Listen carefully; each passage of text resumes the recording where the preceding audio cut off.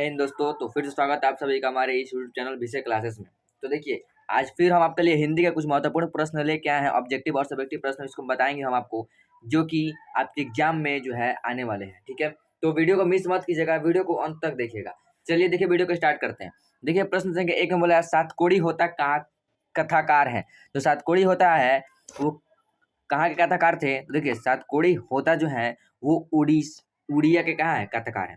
अगला प्रश्न है, मैक्स मूलर के अनुसार सच्चे भारत के दर्शन कहाँ हो सकते हैं। तो मैक्स मूलर के अनुसार सच्चे भारत के दर्शन कहाँ हो सकते हैं। तो ग्रामीण भारत में यानी कि गांव में हो सकते हैं। अगला प्रश्न, मेघदूत का जर्मन में अनुवाद किसने किया था। देखिए, मेघदूत का जर्मन में अनुवाद किसने किया था।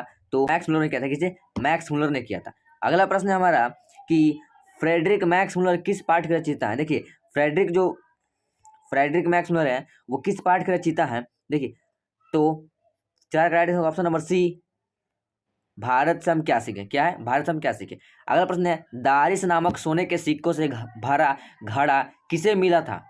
जो दारिस नामक सोने के सिक्का जो घड़ा भरा हुआ था, वो सिक्के से भरा घड़ा किसे मिला।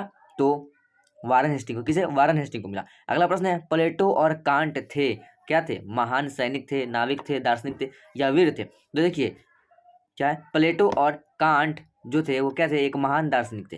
अगला प्रश्न है, भारत कहाँ बसता है। देखिए, भारत जो है वो भारत गांव में बसता है। कहाँ बसता है? गांव में। अगला प्रश्न है, स्वामी विवेकानंद ने वेदांतियों का वेदांती किसे कहा है। तो स्वामी विवेकानंद ने वेदांतियों के वेदांती मैक्स मूलर को कहा है। मैक्स मूलर की मृत्यु कब हुई थी।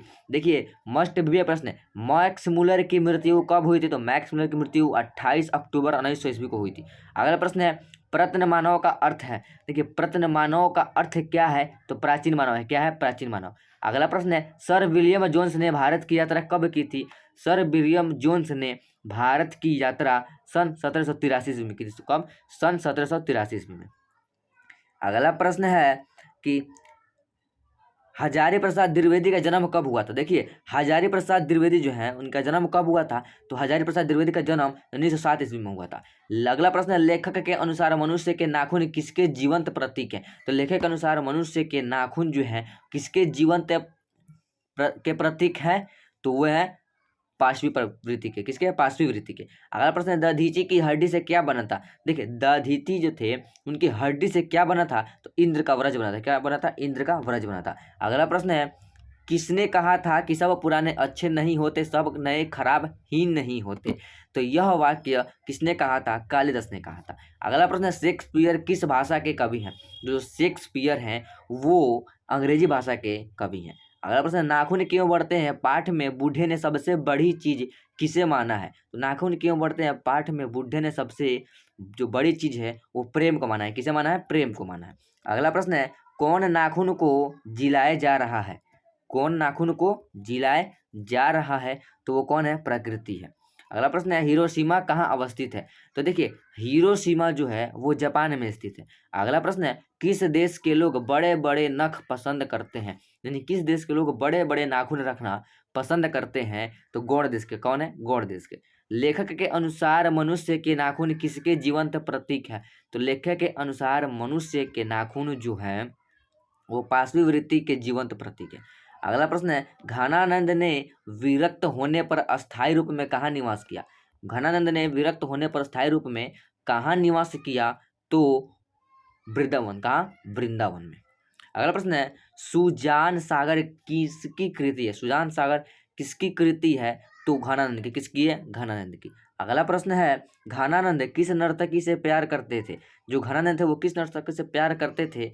तो घनानंद सुजान से प्यार करते थे। अगला प्रश्न है, प्रेम की पीर का कवि किन्हें कहा है। प्रेम की पीर का कवि किन्हें कहा गया है। तो किन्हें कहा गया है। तो घनानंद को कहा गया। किसे? घनानंद को। अगला प्रश्न है, घनानंद किसके द्वारा मारे गए। देखिए, घनानंद किसके द्वारा मारे गए। तो नादिर शाह के सैनिक के द्वारा। किसके?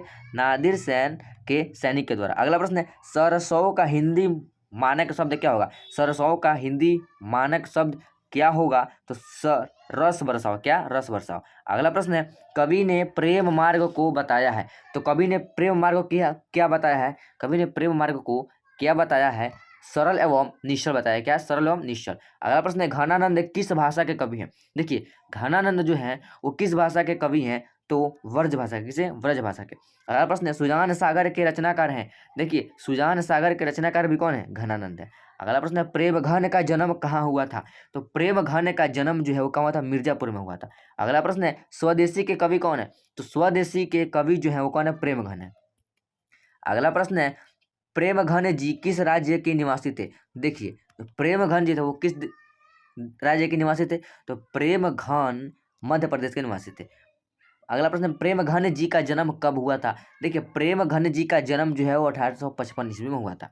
अगला प्रश्न है प्रेम घन जी किन्हें अपना आदर्श मानते थे? तो प्रेम घन जी जो थे वो किन्हें अपना आदर्श मानते थे? तो भारतेंदु हरिश्चंद्र को। किसे? भारतेंदु हरिश्चंद्र को।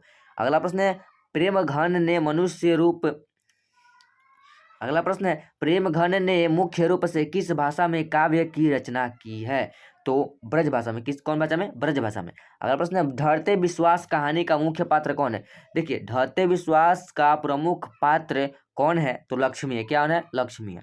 अगला प्रश्न है ढरते विश्वास के रचयिता कौन है? तो ढरते विश्वास के रचयिता जो है वो कौन है? तो सातकोड़ी होता है। ढरते विश्वास किस भाषा से अनुदित है? जो ढरते विश्वास है वो किस भाषा से अनुदित है? तो उड़िया से। किससे? उड़िया से। अगला प्रश्न है लक्ष्मी का घर किस चीज से बना था? जो लक्ष्मी का घर था वो किस चीज से बना था? तो लक्ष्मी का घर घास और मिट्टी से बना था। किससे? घास और मिट्टी से। अगला प्रश्न है अधर्म में कौन सा उपसर्ग है? देखिए उप का मतलब होता है आगे। आज समझ लिए उप का वर्ग। देखिए अगला प्रश्न है कि लक्ष्मी का घर किस चीज से बना था? तो घास और मिट्टी से बना था। अगला प्रश्न है अधर्म में कौन सा उपसर्ग है? आज समझ लीजिए उप का मतलब यानी कि उपसर्ग का मतलब क्या होता है और प्रत्यय का मतलब क्या होता है। देखिए उपसर्ग यानी कि उप का मतलब होता है आगे जो वर्ड लगा होगा, जो शब्द लगा होगा, और प्रत्यय का मतलब होता है पीछे। क्या होता है? पीछे। उप मतलब आगे, प्रत्यय मतलब पीछे। तो यहाँ तक आप समझ गए होंगे। देखिए उपसर्ग पूछा है अधर्म में, तो अधर्म में उपसर्ग कौन है? अधर्म। क्या है? अधर्म। तो अधर्म में क्या है? अ है। क्या है? अ। चलिए अनुज शब्द में उपसर्ग कौन है? देखिए अनुज क्या बोला है? अनुज शब्द में उपसर्ग कौन है? तो अनु है। क्या है? अनु। अगला प्रश्न है फैलाव में कौन प्रत्यय है? देखिए प्रत्यय आपको बताए हैं, प्रत्यय का मतलब होता है पीछे। तो फैलाव में कौन सा प्रत्यय है जो पीछे वाला है? वही है। तो पीछे कौन है? पीछे आव है। क्या है? आव। फैलाव। अगला प्रश्न है डाकू में कौन सा प्रत्यय है? डाकू में प्रत्यय का मतलब होता है अंत में लगा होगा। तो डाकू में कौन सा प्रत्यय है? तो आकू। कौन है? आकू। अगला प्रश्न अकल पर पत्थर पड़ना मुहावरे का सही अर्थ क्या है? अकल पर पत्थर पड़ना मुहावरे का सही अर्थ है आपका कौन? बुद्धि भ्रष्ट होना। क्या था? बुद्धि भ्रष्ट होना। अगला प्रश्न है कमर कसना मुहावरे का अर्थ है। कमर कसना मुहावरे का अर्थ तैयार होना। क्या होना? तैयार होना। अगला प्रश्न है सेनापति में कौन समास है? सेनापति जो है, सेनापति में कौन समास है? तो सेनापति में तत्पुरुष समास। कौन है? तत्पुरुष समास है। अगला प्रश्न है राजगृह कौन समास है? तो राजगृह जो है वो द्वंद्व समास है। कौन है? द्वंद्व समास। अगला प्रश्न है हिरोशिमा कहाँ अवस्थित है? तो हिरोशिमा जो है वो कहाँ? जापान में अवस्थित है। अगला प्रश्न है जो कि लास्ट प्रश्न है किस देश के लोग बड़े बड़े नख यानी कि नाखून रखना पसंद करते हैं? तो गौड़ देश के। कौन देश के? गौड़ देश के। तो देखिए यहाँ भी हमने आपको क्या करा दिया? 50 ऑब्जेक्टिव फाइनल करा दिए। अब आपको यहाँ क्या करना? आप सब्जेक्टिव को कुछ जान लेना है कि सब्जेक्टिव कैसे आपके एग्जाम में पूछा जाता है। देखिए सब्जेक्टिव में कैसे पूछेगा आपके एग्जाम में, खंड ब देगा विषय निष्ठ प्रश्न, निम्नलिखित गद्यांश देगा। सबसे पहले आपको गद्यांश में क्या करना होता है? देखिए आपको कुछ कुछ लाइन या पैराग्राफ देगा। आपको इतना मान लेते हैं, इतना आपको कुछ पैराग्राफ देगा। ठीक है, इस पैराग्राफ को आपको क्या करना है? रीड करना है यानी कि पढ़ना है। पढ़ने के बाद क्या करना है? नीचे आपको कुछ क्वेश्चन देगा। ठीक है, यहाँ पे देखिए, यहाँ पे कुछ क्वेश्चंस देंगे क ख ग घ अंग, यानी कि आपको 5 क्वेश्चन देंगे। ठीक है, और एक क्वेश्चन जो होगा 2 नंबर का होगा। और तो आप ये आसानी से कर सकते हैं। ठीक है, तो क्या है? गद्यांश आप आसानी से कर सकते हैं जो कि आपका 20 नंबर का पूछता है। चलिए आगे देखते हैं आगे क्या पूछेगा। आगे पूछ सकता है आपका निबंध। देखिए निबंध पूछता है आगे आपके एग्जाम में। निबंध पूछ सकता है सरस्वती पूजा पे पूछ सकता है, देशभक्ति पे पूछ सकता है, वर्षा ऋतु पे पूछ सकता है, या तो यह हमारे विद्यालय पर भी पूछ सकता है। ठीक है, वीडियो बना करके डाल देंगे जो भी आपके एग्जाम में पूछेगा, तो आपको टेंशन लेने की जरूरत नहीं है। कल हम वीडियो डाल देंगे, आप आराम से देख लीजिएगा। ठीक है, चलिए आगे देखते हैं आगे कैसा क्वेश्चन पूछेगा। देखिए आगे आपसे क्वेश्चन पूछ देगा, अपने प्रधानाध्यापक के पास एक आवेदन पत्र लिखे जिसमें अपने बड़े भाई के विवाह में जाने के लिए 4 दिनों की छुट्टी मांगे। आपको देखिए कोई भी जो है कारण दे सकता है, लेकिन प्रधानाध्यापक के पास ही लिखना है, ठीक है। और आपके एग्जाम में या लिख के क्या देता है, या और लिख के देता है क्या, और पूछ देता है, और पूछ सकता है कि या तो अपने मित्र के पास लिखिए या अपने पिता के पास लिखिए कोई पत्र, तो और दिया रहेगा तो या तो आप प्रधानाध्यापक के पास लिखे, या पिता के पास लिखे, या छोटे भाई के पास लिखे, या बड़े भाई के पास लिखे, या तो मित्र के पास लिखे, ठीक है। यह आपके ऊपर डिपेंड करता है। और लास्ट में आपका जो है पूछ सकता है कि निम्नलिखित प्रश्नों का उत्तर देना होते हैं। क्या होते हैं, आपके एग्जाम में जो है 10 क्वेश्चन पूछे जाते हैं बुक से क्वेश्चन आंसर, और आपको 5 क्वेश्चन बनाने होते हैं जिसमें से एक प्रश्न 2 नंबर का होता है, ठीक है। तो इसमें आपको घबराने की जरूरत नहीं है, हम आपको गेस करा देंगे, आप जाकर आराम से बना सकते हैं। लास्ट जो है प्रश्न पूछता है आपसे, संप्रसंग व्याख्या कीजिए। व्याख्या करना होता है, क्या होता है, व्याख्या करने वाला। तो ये तो मस्ट VBI प्रश्न है, व्याख्या करना आपके एग्जाम में, जो कि 5 नंबर का पूछता है। तो इस पर आपको विशेष कर ध्यान देना है, हम आपको बता देंगे, आप आराम से जाके वहां से समझ लीजिएगा। इस सब का वीडियो जो है आपको एक वीडियो बना करके डाल देंगे ऑब्जेक्टिव, इस सब का वीडियो बना करके हम डाल देंगे मोस्ट सब्जेक्टिव का, सब्जेक्टिव में कौन कौन से प्रश्न आने वाले हैं, ठीक है। तो वीडियो को जरूर देखिएगा, और अगर ये वीडियो पसंद आए तो वीडियो को लाइक और शेयर कीजिएगा। तो फिर मिलता हूँ आपको अगले वीडियो में, तब तक के लिए जय हिंद जय भारत।